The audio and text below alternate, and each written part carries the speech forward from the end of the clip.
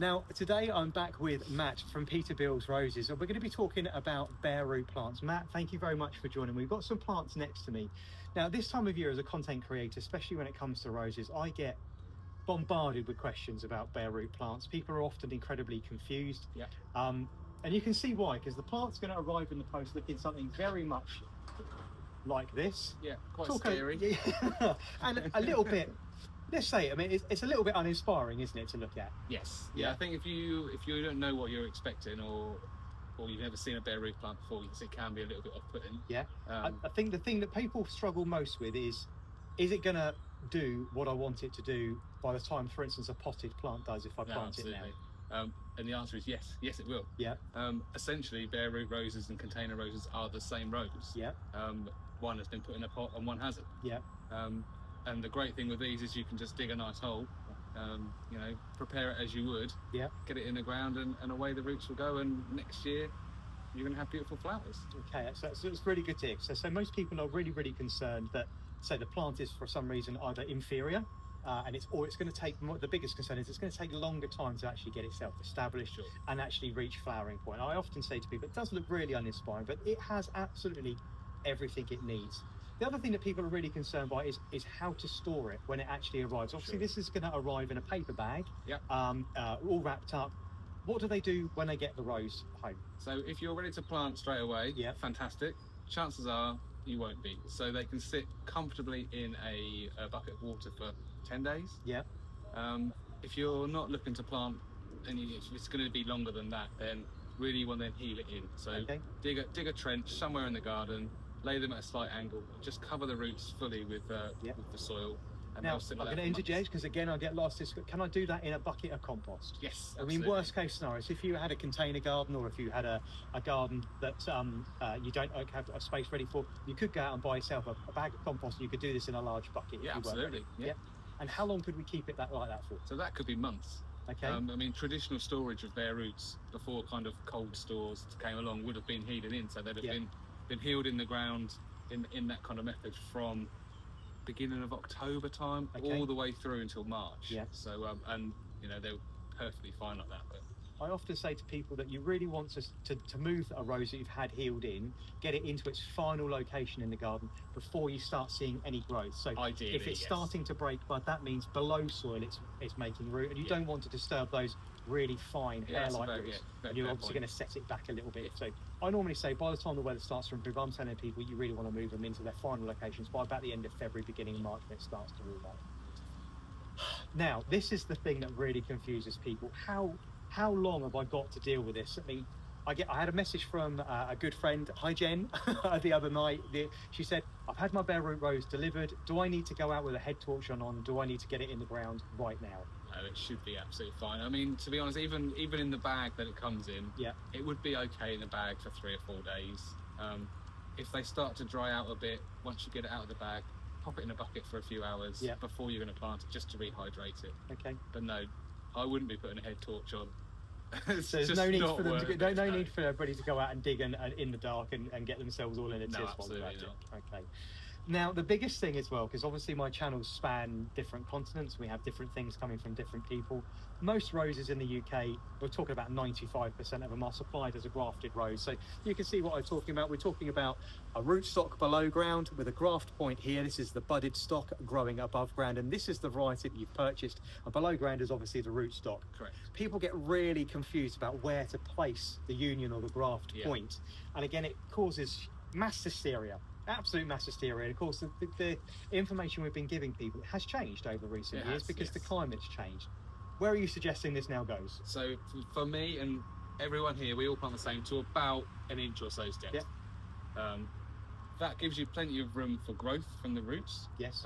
But also when you're weeding, you've taken away all that level of soil. So eventually, after a year or so, as the growth, it will naturally bring itself up. Yeah. The soil level will come down, so you're going to be closer to almost flat on, but around about 1 inch or so, 1.5 below the ground is perfect. Okay, and that just gives that union point. Now, if speaking in layman's terms, this is going to be the weakest or most vulnerable part of the plant, isn't it? Because we're bringing together 2 different plants together. So if disease or cold was going to get into, this is what you really want to protect. That's right. The other thing that people seem to be really, really worried about is if they have got roses in their garden that they've planted over the last decade, for instance, I get this asked this an awful lot, do I need to go and dig them up, and do I need to replant them? And of course my answer to that is always no. No, true. And the other thing I get all carried about is I've planted a plant, and if they haven't healed it in properly and really compacted the soil, they then water it, and over a period of months, maybe a year, the soil level around the plant slumps. Yes. And they're concerned that this union point or graft point is now exposed. And I say to people, actually, you can now mulch over it. So you can now put bark or mushroom compost or garden compost you produce in your own bin. And is that nice, good sound advice? Definitely. Yeah, mulching is always great. You know, if you get into that habit of doing it every year anyway, it doesn't become a chore. It will never drop that far. But yeah, it is a point to protect. Also by it being higher, it's then you've got that risk that it's going to rock around. The ground can't secure it as well. Yeah. Which then creates more problems. Yeah. If you planted it last year and it's doing that and it was wrong, and you think, do you know what, you'd be fine to do that year one. Yeah. After that, I wouldn't even consider it. But you could fix a cane really close to it. Careful, you're going to bite you. Nearly got me there. Tie, whether it's a cable tie, whether it's a bit flexi tie, so something sturdy to stop it from moving about. Stop it rocking around. And then just carry on mulching. Because this is going to be something that's particularly prevalent if you bought a variety that's particularly big and it's going to get 5-6 feet up. And, that's it. For instance, I mean, RNLI is a small variety, but come the latter part of the season, it's not unusual for that to send up sort of canes that are 5 feet high. Yes. And those are the ones that are obviously going to be dangerous for the plant rocking around in the winter. True. Okay, right, some really good points there. Hopefully we've managed to settle some people down. Again, people get confused with which way up these go, and I don't understand where people are coming from. I mean, it's fairly apparent which way up it goes. Green bits up, spiky bits up, roots down. So yeah, it's quite apparent to me. The other thing that I get is people say, right, I want to give it, I'm worried that it's going to be too cold. Shall I bring it into the greenhouse? Shall I put it in a pot and bring it into the greenhouse? Yeah, no, there's no need. Okay. They are, this time of year, they are in their dormant stage, so they are absolutely fine. They'll comfortably cope in -10, probably below. Yeah. No, heat temperature is of no. I often say to people, and I'm glad you've cemented that for me, that actually, if you pop this in a pot and pop this in the greenhouse, people want to protect them from the weather. They think this is fragile. They think this is gonna die in the cold, which it's not the case. I mean, as you said, it can take down temperatures down to -10, -15 quite happily. The rose needs to be outside. It needs to take the weather. Otherwise, if you put it in the greenhouse, for instance, in a pot, it's going to wake up a lot earlier than it needs to, and you're then going to have to actually harden it off. You're going to have to acclimatise it to being outside. And you've got a point actually when if you've brought it on too soon and it's got, for instance, leafy growth on it, and you put it outside in March, that is the growth that's then going to get frosted off, and that's the point you're going to get damage on. True. Okay, very true.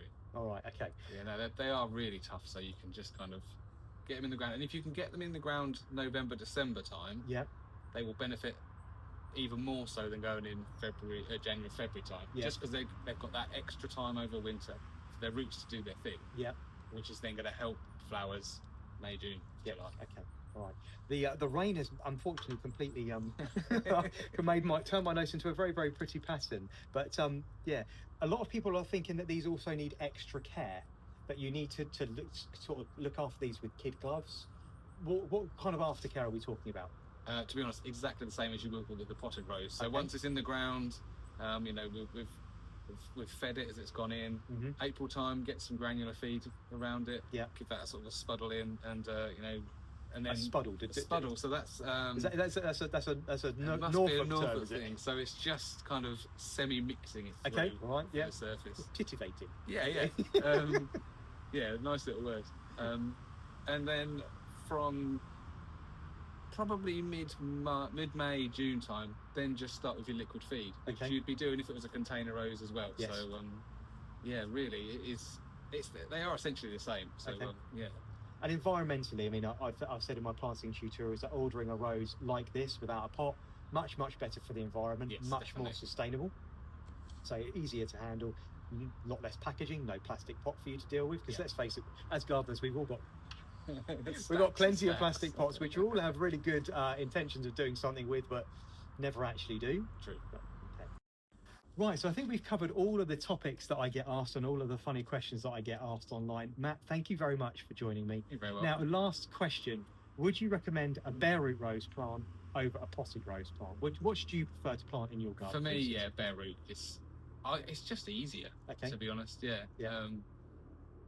But even when it comes to storage, if you go and buy 5 or 6 plants in pots, and they've got to sit somewhere until you can plant them, it's a lot of room that's taken up. Whereas 6 or 7 bare roots comfortably sits in a bucket. I'm chuckling to myself because everybody knows on the podcast and on my channels that I'm shuffling around an awful lot of roses in pots at the moment, which I simply don't know what to do. And there is the threat that another 60 are going to arrive any day, and you think, oh my goodness, where I'm going to put those. So you would see no negative impact from buying a bare root plant over a potted rose? Absolutely not, no. Right.